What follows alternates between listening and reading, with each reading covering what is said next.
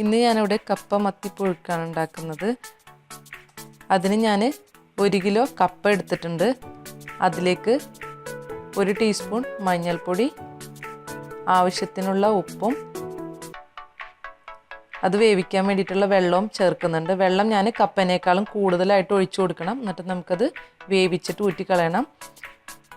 ഞാൻ 1/2 കിലോ മീനാണ് എടുത്തിട്ടുള്ളത്. അതും മഞ്ഞൾ ഉപ്പിട്ട് വേവിച്ചെടുക്കണം. തേങ്ങ 1 കപ്പ്, 2 പച്ചമുളക്, ഒരു 10 അല്ലി ചെറിയ ഉള്ളി, ഒരു 6 അല്ലി വെളുത്തുള്ളി എടുക്കുന്നത്, കുറച്ച് വേപ്പില, ഇവയെല്ലാം കൂടി ഒന്ന് അരച്ചെടുക്കണം. ഇപ്പം ഞാൻ അരച്ചെടുത്തിട്ടുണ്ട്. നല്ല പേസ്റ്റായിട്ട് അരയണ്ട, എന്നാൽ കുറച്ച് ചെറിയൊരു തരിയോട് കൂടിയിട്ട് വേണം നമുക്ക് അരച്ചെടുക്കാൻ. ഇതുപോലെ അരച്ചെടുക്കണം.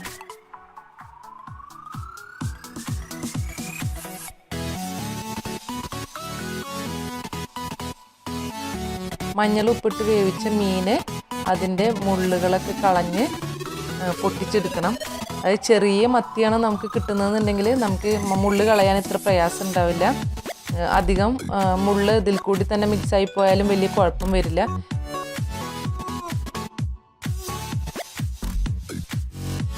കപ്പ ഇപ്പോൾ വേവിച്ച് വെച്ചിട്ടുണ്ട്. ഞാനൊരു പാത്രത്തിൽ കപ്പ വേവിച്ചതിൻ്റെ മുകളിലായിട്ട് ആവശ്യത്തിനുള്ള ഉപ്പും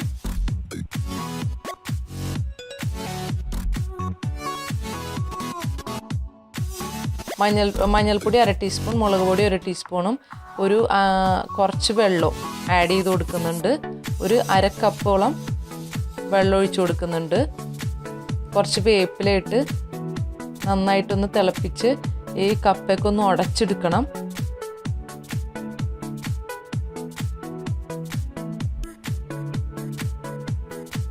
അതിലേക്ക് നമ്മൾ മുള്ള് കളഞ്ഞു വെച്ച മീനിട്ട് കൊടുത്ത് നന്നായി മിക്സ് ചെയ്തെടുക്കുക, നന്നായി ഉടച്ചെടുക്കുക. കപ്പ നല്ല വേവുന്ന കപ്പയായിരിക്കണം നമ്മൾ ഇതിന് യൂസ് ചെയ്യുന്നത്, എന്നാലും ഇതുപോലെ ഉടഞ്ഞു കിട്ടുള്ളൂ.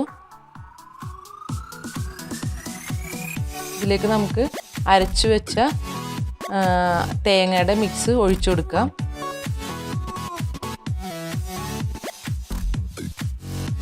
തേങ്ങയുടെ മിക്സും ഒഴിച്ച് നന്നായി ഒന്ന് മിക്സ് ചെയ്തെടുക്കണം. അതിലേക്ക് കുറച്ച് വെള്ളവും കൂടി ആഡ് ചെയ്ത്, മിക്സിയിലേക്ക് കുറച്ച് വെള്ളവും കൂടി ആഡ് ചെയ്ത് അതിലേക്ക് ഒഴിച്ചു കൊടുക്കാം. നിങ്ങൾക്ക് ഇങ്ങനെ ലൂസായിട്ടുള്ള പരുവത്തിൽ വേണ്ടെന്നുണ്ടെങ്കിൽ വെള്ളം അധികം ഒഴിക്കേണ്ട ആവശ്യമില്ല. എന്നിട്ട് ആ വെള്ളം കൂടി ചേർത്ത് അതൊന്ന് കുറച്ചൊന്ന് കുറുകി വരുന്നവരെ ഒന്ന് നന്നായി കുറച്ചൊന്ന് തിളപ്പിക്കാം.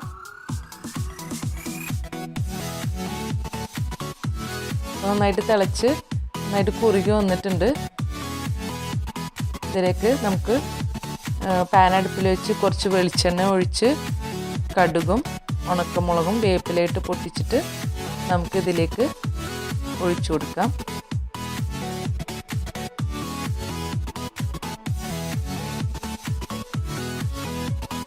നമുക്ക് കടുക് പൊട്ടിച്ചത് നമുക്ക് കപ്പയുടെ മുകളിലായിട്ട് ഒഴിച്ചു കൊടുക്കാം.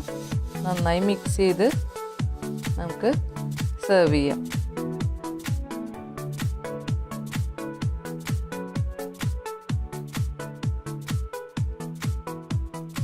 ഇപ്പം നമ്മുടെ കപ്പ മത്തി പുഴുക്ക് റെഡി ആയിട്ടുണ്ട്.